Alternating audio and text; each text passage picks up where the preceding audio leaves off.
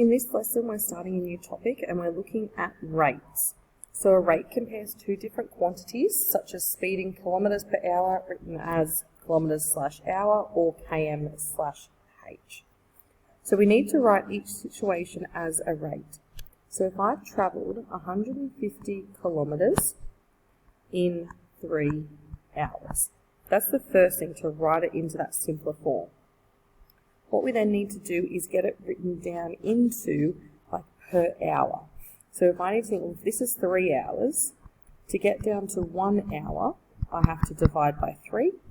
So it's like a fraction. What I do to one side, I'm doing to the other. So I have to divide this by 3 as well. So that gives me 50 kilometres per hour. So moving down, I've got here $75 in 2.5 hours. So same thing, I need to get this down into, what is it as 1 hour?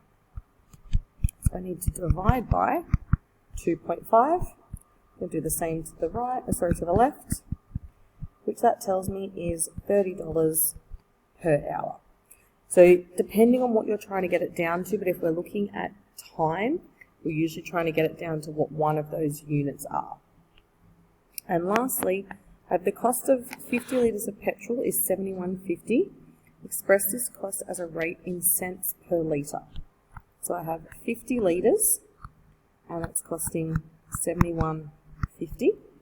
And I need to get that down into cents per litre. So this time I need to get my left-hand side down to being 1 litre. So to do that, I'm going to divide by 50.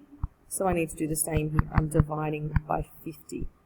And that gives us $1.43, but it's asking in cents per litre, so it would be 1 litre per 143 cents.